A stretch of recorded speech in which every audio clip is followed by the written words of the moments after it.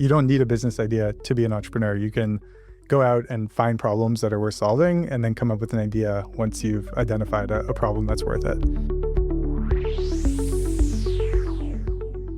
Because a lot of B2C products are things that people wouldn't pay for. Sure, they might solve a problem and they might scratch an itch, but if nobody will pay for them, then you don't really have a business. You could have an interesting project, but not a business. And so I think what you want to look for is expensive problems and persistent expensive problems, and get some validation that people will pay. Every round that you raise with a startup, you're raising money to go and de-risk what the next riskiest assumptions are.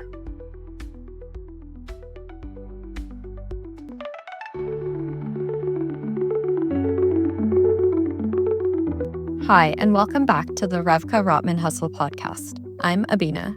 In today's episode, Muna and Toheeb sat down with Benji Eisenberg, former director of business operations at Koru, to unpack one of the hardest parts of the founder journey, figuring out what to build and why. At Koru, Benji identified high potential ideas, validated demand, and decided which opportunities are truly worth taking from 0 to 1. In this conversation, he breaks down how good ideas emerge, the early signals to look out for, common traps people fall into during validation, and some of the differences between idea validation within a venture studio model versus an independent startup.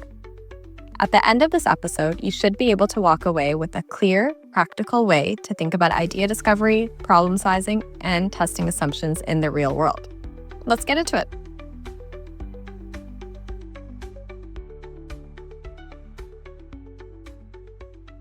Benji, we want to know more about you. A little bit told me you once aspired to become a rapper. You worked in an oil field, and now you work with, you've worked with a lot of startups. Walk us through that journey. Who is the man, the myth, the legend? Yeah, I forgot that we talked about that. Yeah, I'll give you just a bit of my career journey. So I did an undergrad degree in civil engineering at McGill, and then went to work in the oil field for a few years after that. Really interesting and fun job. Not something I ever thought I would do, but was a great couple of years traveling around the States and really being given a lot, probably too much responsibility for somebody straight out of school.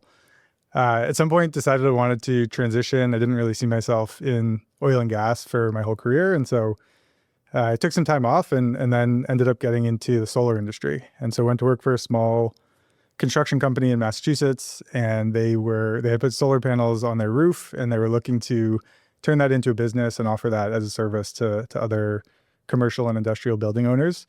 And so I helped them basically start that business, which was really my first foray into what you could think of as like corporate venture building. And through that, I decided I wanted to learn more about the business world and startups. And so applied to business schools and ended up coming to Rotman. And I think the real draw for Rotman was the CDL. At the time, it was not nearly as big and widespread as it is today. And so it was a really unique experience to be able to get. I had a friend who went to Rotman and went through the CDL as a student, and he raved about it. So that was a big draw. And yeah, moved to Toronto in 2017, went through Rotman, graduated in 2019. And in that time was kind of, talking to startups, founders, getting involved with CDL, VCs, worked on a couple different ideas of my own after graduating, and ultimately needed to find a real job. I was running out of money after 2 years in school and working on some ideas. And so came across Koru and joined them as employee number 5 in early 2020. So just before the pandemic. I joined them in February, and yeah, was there for just over 5 years and left just a couple months ago. Yeah, so you spent an impressive 5 years, a career identifying and validating problems at Koru. And we want to start from that beginning of how you even identify a problem that's worth solving. I know you posted actually a LinkedIn post of okay, how do you go from 0 to 1 in the idea? So can you walk us through the framework or whatever method you use to spotting high potential problems? Yeah, for sure. And I think the way that you frame the problem is really important, the question is really important, because it really does start with the problem. I think a lot of people think that you have a business idea, and so you go out and you build that, but you risk solving the wrong problem. And I think one of the first real insights that I had working at Koru was that you don't need a business idea to be an entrepreneur. You can go out and find problems that are worth solving and then come up with an idea once you've identified a problem that's worth it. And so, I'll break, and this will probably happen throughout the conversation, but I'll break some of my answers into what's true at a venture studio versus if you're building out in the wild and you're not in the studio context, because there's some differences and some similarities as well. So in the venture studio context, a lot of studios, their model is working with corporate partners. And when you have a corporate partner, that's like a fast lane to problem identification and validation. And so what we do, or what we did at Koru, was we would talk to executives, board members, employees, customers, partners, and industry experts to really understand the lay of the land in the industry and what problems those different stakeholders are facing. In the corporate partner model, I would say, like, ideally, you can align with what some of the top strategic initiatives of that corporate partner are, because if you don't, then you're not going to get the focus that you need in order to make it a successful partnership. And so, one of the questions you might want to ask in this context of the CEO or board members is, what are the top 3 things that keep you up at night? Or what are the top 3 things that you're really focused on over the next couple of years with this business that you talk about in every board meeting? And that's one way to make sure that you're really solving a problem that matters to that company.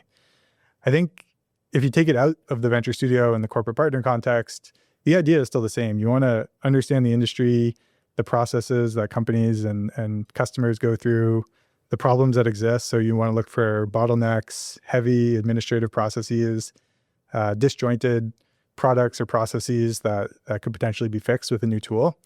And once you have a sense for what those problems are, then you want to take it a step further and really pull the problems apart to make sure that you understand it at the root cause. I can give an example. I was, right now I'm looking into the skilled trades industry and skilled trades careers. And there's this problem that everybody hears about, which is that there's a skilled trades shortage. But once you really start to dig that problem apart, you realize it's a lot more complicated than that.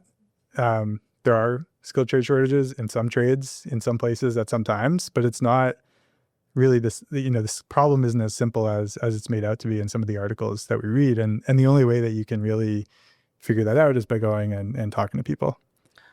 Question just to build on that is like, do you just start with, okay, this topic I'm interested in, and then you just talk to people in that industry and find, okay, this might be a problem? Or how did you even start with like skill trade? Were you just interested in that topic? Is that what got you into it? Or like, did you hear there might be a problem there and that got you into it? Yeah, great question. And I think this is also really important. When you're going out and finding problems worth solving, it's important to have some constraints on what you're looking at. And so you want to limit what you're looking. You don't want to go super broad. You want to go as narrow as possible. But if you're entering an industry, like, I don't know much about the skilled trades industry, and so I needed to start somewhat broad. I couldn't go into a specific trade because I didn't know enough yet to really poke around in a specific area. And so I think setting constraints is important. For me, like, I was exploring the broader space of career transitions and just the impact that AI is going to have on careers, and seeing if there was something to build, and found the more, the white collar space, so like consulting, finance, et cetera, that there's a lot of noise. There's a lot of companies that are building solutions for recruiting and interview prep and resume writing in that space. But skilled trades and really any kind of deskless occupations don't get nearly as much focus from the tech community. And so there's just less competition and still a lot of really big and interesting problems to solve in that space. Yeah, Benji, I'd like to continue on that thread. There's a theory out there that says successful founders are those who scratch their own itch. The theory was born out of the idea that success stories like Canva, which came to be because the founder was frustrated with how hard design tools were for non-experts. What's your view on this? Do you think founders should care about the problem personally? For sure. I think, founders and CEOs, they need to be intimately familiar with the problem. I think, like, scratch your own itch is a very specific version of being intimately familiar with the problem. I think often, we're all people. And so if you're trying to scratch your own itch, there's a good chance that you're building a B2C company. And I think if that's the path that you're going down, then there's a lot of things to think about. Like, you're scratching your own itch, you're going to build a solution. Is the solution something that you would pay for? Because a lot of B2C products are things that people wouldn't pay for. Sure, they might solve a problem and they might scratch an itch, but if nobody will pay for them, then you don't really have a business. You could have an interesting project, but not a business.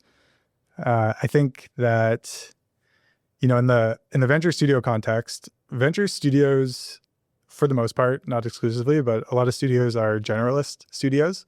And so when the team at the studio is going out and researching industries and coming up with ideas, they probably don't have deep industry expertise or familiarity with that problem. But once they go and hire a CEO who's going to lead that company, that CEO should be more of a domain expert and should really understand the problem more deeply than the studio itself does. I think of studios as like industrialized venture building, industrialized entrepreneurship. And so you need this repeatable process that can go across industries. And I think in that case, pragmatism outweighs passion. You want to make sure that you're solving a problem that all the stakeholders involved in the studio can get behind and understand.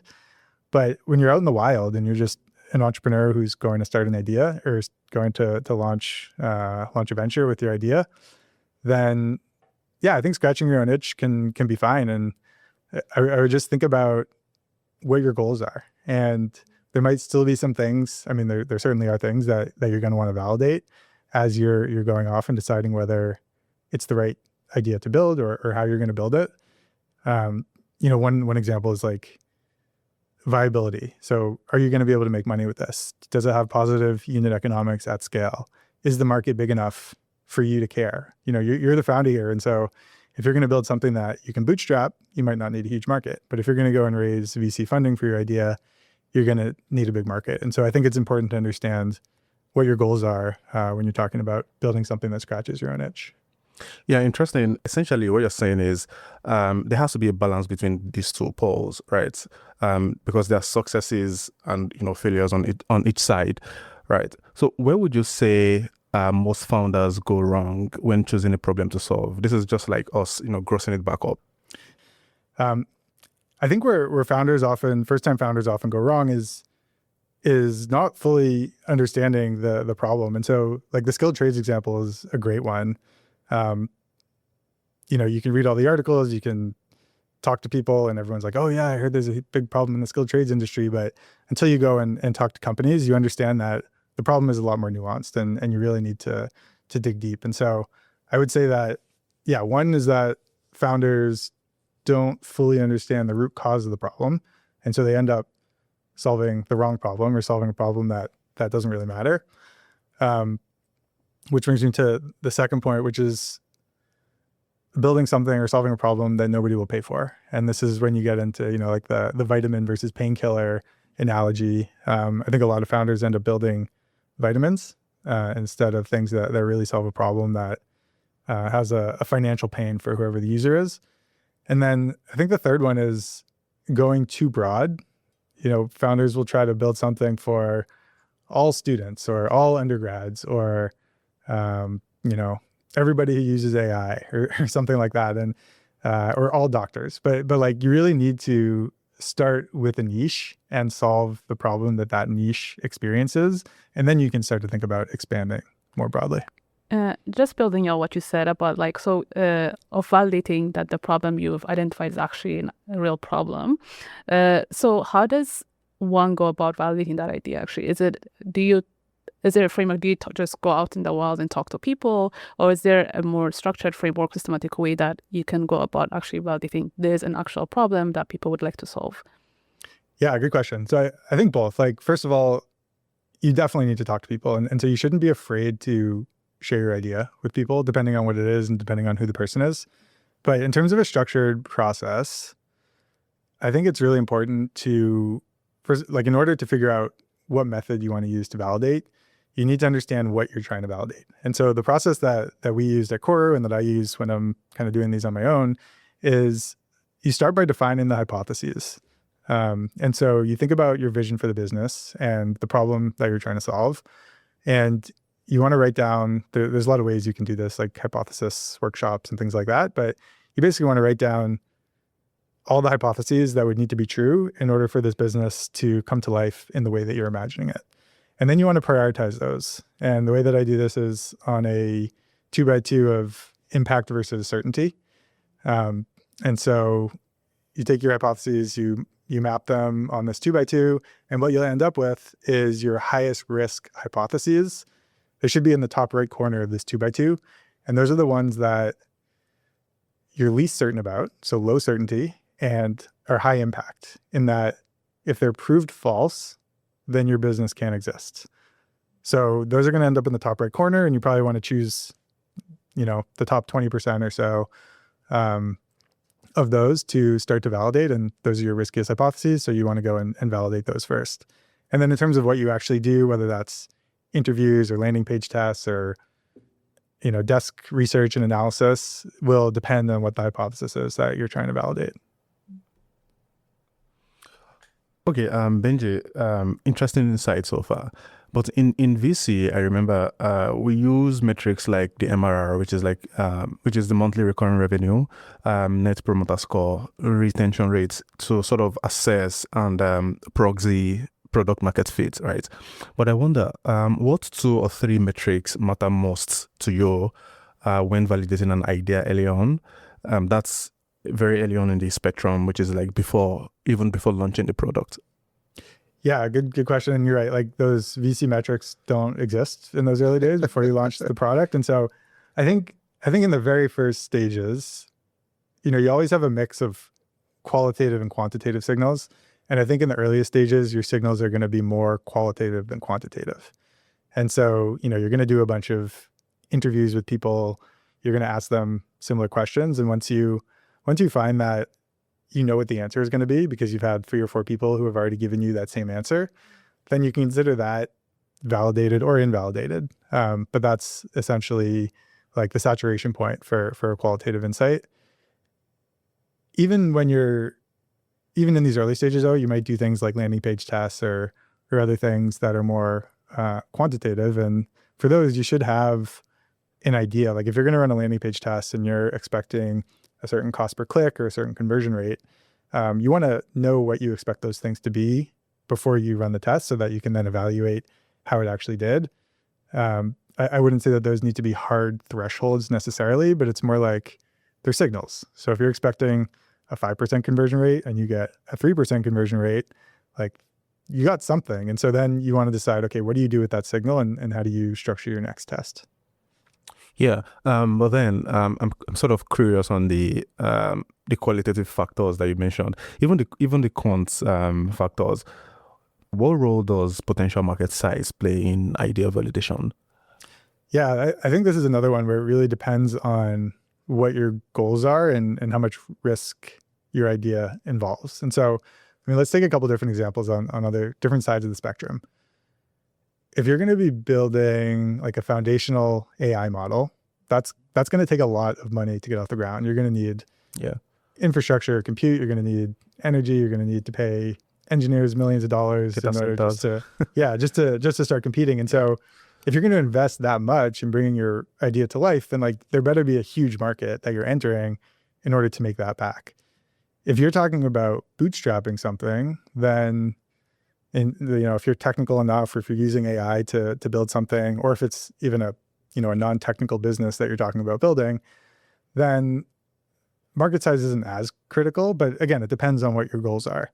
I think for something like that, I would take more of a bottoms up analysis. And so, let's say you're a solo founder and you are deciding whether an idea is interesting from a market size perspective. These are all going to be kind of benchmarks and rules of thumb, but let's just say that you want to get to $1 million of revenue per year. And you think that based on other products that exist in the market or other things that you use, that you can charge $20 a month for this. How many customers would you need who are paying you $20 a month in order to get $1 million ARR? That's something that you can do in 5 or 10 minutes. Okay. I just have a small question. Like, have you actually seen a really scrappy validation hack that actually worked? Something that a small team was able to learn fast without building much, and that you thought was actually brilliant? Yeah, I think there's lots of really scrappy, hacky ways to validate things. I think one of the cheapest, quickest ones that I'm sure we all see every day and probably sometimes without realizing it is social media posts. And so, you probably see them on LinkedIn or X all the time where people are asking a question. They're saying like, do I know anybody who is interested in this? And you could validate just through the amount of engagement that you get. So how many likes. You could validate through what people are saying in the comments. You could validate in follow-up conversations that you have with people who engaged. I do have a good example. We did a 3-day hackathon at Koru a few months before I left, and we had to run some experiments on the second day. And so we had a small budget. Not everybody used it, but one of the teams, I think that they started from zero, but they basically did a Reddit post about the idea or the problem that they were exploring to validate how much the problem was resonating with people in their target segment. And it went kind of viral. They got like thousands of views and I forget how many comments, either hundreds or thousands of comments from people kind of going back and forth. And that was completely free. They did it, they did it in like 20 minutes. Probably they wrote this post and posted it. And then throughout the day, they were responding to comments and staying engaged. But, that's clear. Like this problem is resonating with a lot of people if you go viral on Reddit. So I would say like that's probably the cheapest, easiest, fastest. But there's other scrappy ways like landing page tests, which are kind of common. Yeah, actually that's interesting because I think a lot of the time we get trapped into thinking I have to have an MVP or something. So like even the Reddit story is actually very interesting because it's just as simple as that. Yeah, interestingly enough, I was taking a course early in the summer, and the prof for the course was telling me that there was an author who wanted to write a book. And what he did was, the way he validated the idea for the book was, he set up a landing page and then took pre-orders for the book, used that to gauge interest. And then after that, went ahead to write a book and then sold. So it's like a very funny validation story. For sure. Yeah. I mean, that's when I said landing page test, that's what I was referring to. Yeah. I think it's, you're seeing more and more people write books, probably in a large part because of AI and just seeing that it's kind of a good way to generate some passive income. But I think landing page tests are great especially if you can get some pre-orders and get people to actually put their card down. Yeah. But Benji, sometimes when we try to validate an idea, we hear exactly what we want to hear. Interestingly enough, I was reading a recent report by CB Insight that showed that 35% of startups fail because there is no market need for their product. How do you avoid getting tricked by false signals? That is, thinking there's a problem where there really isn't any. Yeah, it's a good question. And it's tough. Like, I think this might be easier said than done, but like you have to be honest with yourself, which is when you're really excited about something can be hard to do. And so it's good to have either a co-founder or maybe a partner, somebody that you can talk to about what you're hearing and get their honest perspective on it, to kind of check whatever biases you have. At the same time, like for a first-time founder, that might be okay. Like I think the real thing that you need to be able to do is to interpret what your gut is telling you. And there's a difference between that feeling of excitement that you get when there's an idea that, you think would be really cool if it existed versus something that you have real, true, deep conviction of. And those can be hard to differentiate when it comes to like listening to your gut. And really the only way to do that is to take some risks and to try things. And then you can look back, a couple weeks or a few months or a couple years later and say, okay, this was what I was feeling in my gut when I made that decision. It turned out to be wrong or it turned out to be right. And then that helps you figure out how to interpret those signals. But sure, false signals are real. And I think you need to be careful, but sometimes you just have to take risks and see what happens. Yeah, I know as this is one of the ways we assess the strength of a team is the number of founders. Not like 5 people, but like 2 people is like a very good sign for investment. But earlier you mentioned something about vitamin products or vitamin products and painkiller products. I think it's fair to say that, most products that have attained significant success have solved essential problems that lie at the core of the needs of target customer segments. How do you distinguish between a nice to solve problem and a must solve problem? Are there any red flags in the customer interview stage? Yeah. Yeah, it's a really important thing to be able to do because, you might go out and discover problems, but then you might say, okay, this is enough. I'm going to go build this thing. And then you realize that nobody wants to pay for it. And I think that's really the key is willingness to pay. Like if nobody's willing to pay to solve a problem, maybe they don't mind using a mix of different products, like a disjointed process in order to get something done. It's a problem, but it's not a big enough problem that they or their company would pay for. And so I think what you want to look for is expensive problems and persistent expensive problems and get some validation that people will pay. I think you want to just make sure that the customer segment that you're planning to build for is experiencing that problem deeply enough to that they would pay for it persistently. So one part of that equation is actually who are you validating your idea with?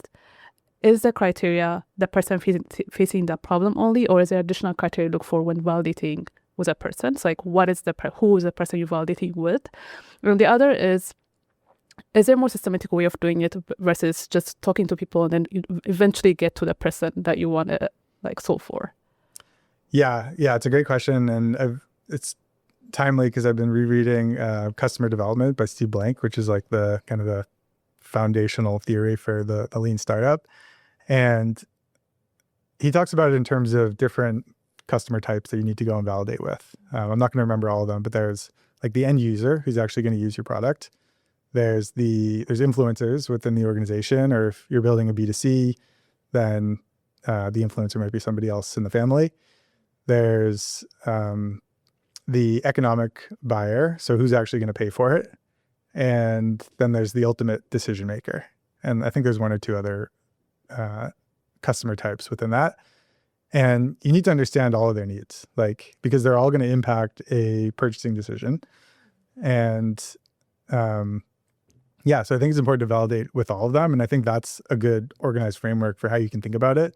You might not know, if you're, and let's take skill trades again, if I'm going to build something for construction companies that hire tradespeople, I haven't worked for a large construction company. And so I don't really know who all those customers are within the company. And so you're going to have to go in and kind of map out the lay of the land and figure out who they are and then talk to them as that type of customer. But yeah, you're absolutely right. It's not enough to just go to the end user and say, okay, I'm solving a problem for you, therefore this is a good idea. There's other people that you need to validate different assumptions with. Benji, after validating a problem, we know at the end of the day that the goal of running a business is to generate profits. And one of the biggest threats standing in the way of that goal is the intensity or level of competition in an industry. How do you assess the competitive landscape of an industry? When does competition signal opportunity to you, and when is it a red flag?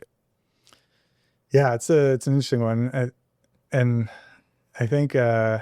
First of all, to figure out what the competitive landscape looks like, there's a lot of different ways that you can approach it.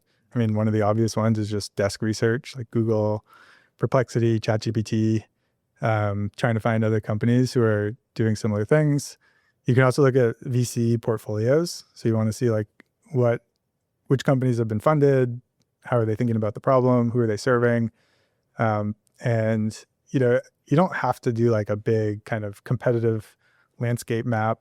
You can if you like doing that kind of thing, but really just understanding who are kind of some of the big players and how should you think about segmenting the market. So that's a bit on the desk research, but I think what's even more effective is when you're going out and talking to people and you're doing these interviews, you want to ask them, how are you solving this problem today? What software are you using? What service providers are you using? And get a sense for who are they paying today? What's the industry standard? And then you can get a better and better sense for, okay, if this is who everybody's using today, then am I building something better? Am I building something different? And go from there. I think in terms of opportunity versus flags, when the market is really new, like let's take AI recruiting tools, for example, because that's something that I looked into. There's so many companies right now that are doing AI for recruiting. That doesn't necessarily mean that you shouldn't go operate in that space. Like, I don't think there's any winners yet. There's a lot of incumbents that have recruiting software like ATS. And there's a lot of companies that are doing resume evaluation, AI screening calls and things like that. But I wouldn't say anybody's won that game yet. So if that's something that you want to do, like I would say even though there's a lot of competition, it's still up for grabs who's going to win that market. If you take something else like AI BDRs, like there's some companies that are clearly crushing that game. And so it's a much more competitive market. There's companies that have raised a lot of money that have serious Fortune 500 customers, and they have a lot of traction. And so you could choose to go up against them if you really think that you're doing something different or better. But if they're already dominating the market and they've reached product market fit, even in a nascent market like that, then it might be better to kind of focus your efforts elsewhere. The other tactic that I think is a great one to do is you can demo competitor products, like secret shopping essentially, and just getting a sense. And this isn't, I think the idea is really like to just understand what problems they're solving and who they're serving, and whether the idea that you have is trying to serve the same segment or if you're trying to serve a different segment or do things a little bit differently, so that you just have more confidence that you're going in the right direction. Interesting. Of course, knowing who you're up against is just one side of the equation. The other is understanding what sets you apart. In the end, it's not just about having competition. It's also about like having a moat they can't easily cross. So what's your framework for finding startups' unfair advantage? Is it something about the team? Is it something about the distribution strategy put in place, or something totally different from that? Yeah, I think it really depends on the context that it's being built in. And so in the venture studio context, oftentimes the unfair advantage, or really the one that we would try to look for, was something that the corporate partner had. So this could be, they've got a customer base that we can upsell or cross-sell. They have physical locations that we can use as a go-to-market strategy. They have a brand that is a trusted brand in their market. And so if we launch a new product under that brand, then you kind of start with a lot of trust. So that's one example. But then I think if you're building a startup as just a founder, it's more about you and what experience you have. Who do you know? What's your network? Do you have a following on social media that you can use as a distribution channel? So yeah, there's no one type of unfair advantage, and I don't think I really use a framework to think about it, but I think it's really just about understanding the unique attributes of the team or the stakeholders that are involved in building the venture, and figuring out what do you have, or what do you have that a competitor wouldn't have. I mean, I guess the best way to think about it is, if somebody else was starting the same startup, had the same idea, served the same customers in their living room with nothing, why would you win versus them? And if you have something where you're like, yeah, because I have 10 years of experience in the industry, or because I know I have 20,000 followers on LinkedIn or whatever it is, then that's a good advantage. And so I think it's really case by case. I have a question though. So sometimes like a founder can identify a real problem. They can validate with the right people, with all the people that we talked about. They even have like a competitive, like the right model to compete in the market. But basically like do everything we've been talking about in the right way, quote unquote, the right way, but still the startup doesn't end up succeeding as planned. Have you had a similar experience in that arena? Like what went wrong or what goes wrong when that happens usually? Yeah, I mean, the chance of a startup failing after launch is very high. And so it definitely happens. In terms of personal experiences, I can talk about, Koru recently, just before I left, actually shut down our first startup. And I think it was the result. It was a strong validation, but in the end, like didn't get the traction or wasn't able to kind of raise money for the next round to stay alive. And there's a lot of factors that went into that. Like I'm not super close to customer relationships and what that was like and how well this was solving problems. But I think one of the big ones in their case was the fundraising environment. And, when they were launched in, I think 2021, it was a different world. And now we're in a much more difficult fundraising environment. And so, and I think a lot of startups are facing this now. Maybe they raised a big round early on, or maybe they raised any money early on that allowed them to get off the ground.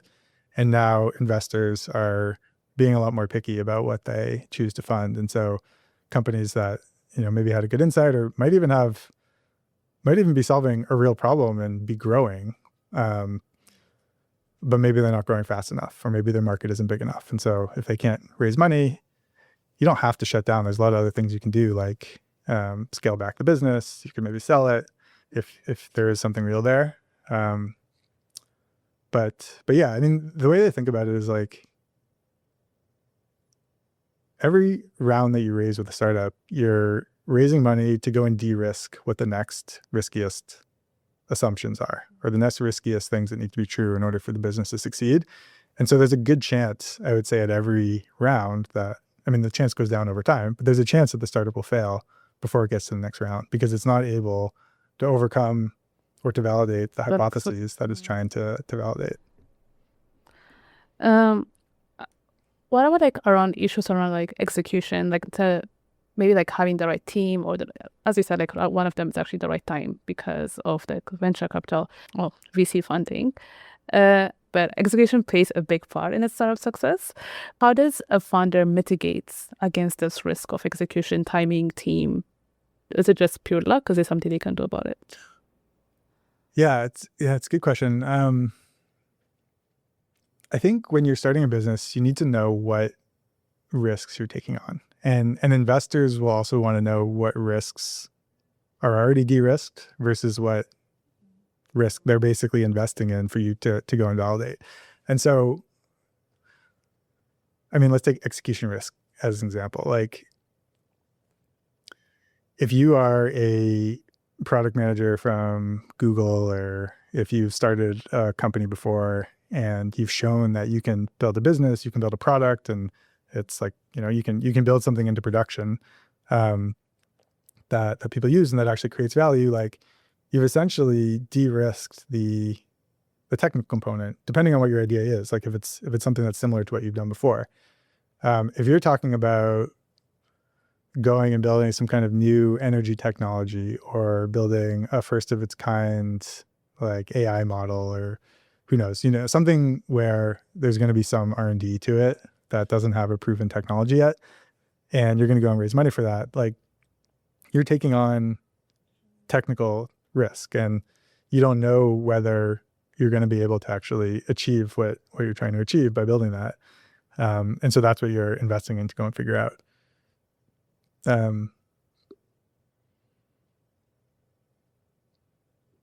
Yeah, and I think in terms of other execution risks, like timing, like that's a tough one. I think it's hard to time things. But the way that I like to think about this, and I learned this actually at Rotman in our foresight class, is think about what you think the world will be like in, let's say, 10 years or 20 years down the line. And, and then think about like, what are all the things that need to happen in order to get from today to that point?